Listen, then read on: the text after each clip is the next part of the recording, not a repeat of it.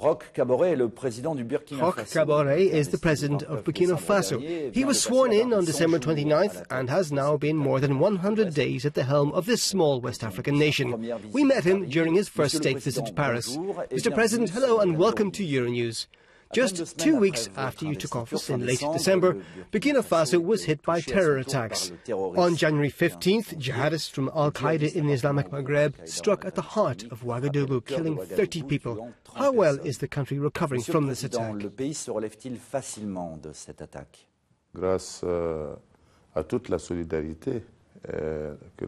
Thanks to the solidarity shown by our neighbours and friends, Burkina Faso recovered quickly. We decided not to be intimidated by this kind of event, because it's important we realise that we must live with that threat, and we must do everything we can to stop terrorism in our country. Has this attack changed Burkina's society? Obviously, it changed something in the behaviour of our citizens. They're much more vigilant, much more careful. Much more is also being done in terms of security in key places in our country to ensure peace for our citizens. What means does Burkina have today to tighten its borders and prevent jihadists from entering the country, for instance from Mali? The means we have today are collaboration between the security forces of Mali and Burkina Faso. We've decided, of course, to have joint patrols. But you know, it's over 1,000 kilometres, and I think that with France we're working on ways to guarantee the security of our borders and of the various West African countries. France has said it would deploy security forces on Burkina's soil, but without warning you and the country's authorities. You told French authorities you weren't happy about that right after the announcement by the French Interior Minister. How do you perceive the role and the involvement of French forces within Burkina and West Africa? First, I would like to avoid any misunderstanding. We've clarified this issue with the Minister, Mr. Cazeneuve, who we've met, and once again we expressed our discontent. We think French forces, which certainly have much more experience in this fight against terrorism, can initially help our armies be better structured, better organised to face that challenge. But in the end, we would need to be able to ensure our own safety without relying on French forces. Let's continue with international issues. Are you, Mr. President, watching the migration crisis unfolding in Europe, which is threatening the foundations of the European project? Are you critical of Brussels on this topic? We're following the crisis that's unfolding within the European Union. And I'd say it's first and foremost a financial crisis. Immigration is only a phenomenon added to that state of affairs. So for my part, I think it's important that reforms be carried out. Institutions like the EU are typically very remote, I'd say, from populations. And all that people see in them is bureaucrats making decisions at the top.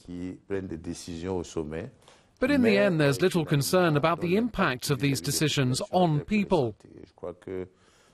And I think that means we need to bring regional institutions, including in Africa, closer to the people, to be able to bring them the right solutions.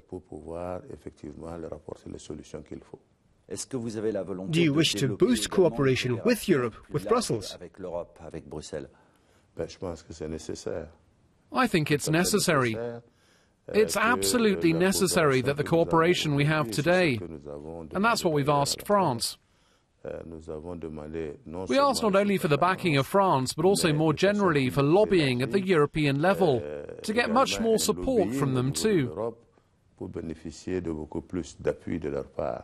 And I must say Brussels is a destination I'll be heading to soon to plead the case of Burkina Faso at the European level. Let's now move on to an important aspect of the campaign that brought you to power in December, the economic and social situation in Burkina. You said the day after you were elected that your first priority would be to reorganize the army. Why this priority, given Burkina's economic situation?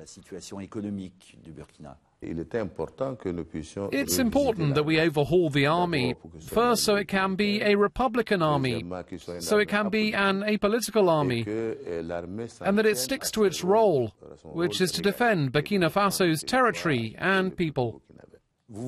You've pledged to bring Burkina back to economic growth of more than 5%, as in the 2000s.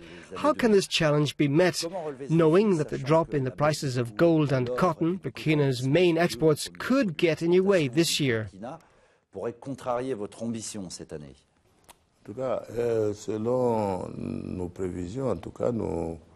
According to our forecasts, at least, we think in 2016 we will certainly have a growth rate of about 5.7%, which is also thanks to the policy we'll be carrying out. We've pledged to bring down state expenses, and I would also like to highlight that, for us, the focus should not only be on education, but also on agriculture and farming, because we think that in that sector there's enough space to create small and medium enterprises that would add value to Burkina Faso's output. Let's now talk about the relations Burkina has with its neighbours, particularly Ivory Coast.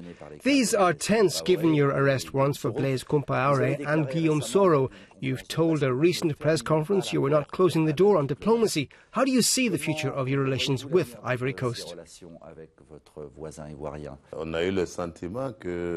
We've given the impression that these relations were soured, but I can assure you that between the peoples of Ivory Coast and of Burkina, but also between heads of states and governments, relations are absolutely excellent. We simply decided it was perhaps best to step aside from ongoing judicial procedures. Mr. President, one last question that will throw you back to the past. What memories do you have of your business studies in France? It was a chance to make many friends, with Africans as well as other French students. And I think those are the best memories you have in life. That time when you're a student. It was very nice. Monsieur le Président, c'était un plaisir d'échanger avec vous. Je vous remercie pour cet entretien. Merci beaucoup.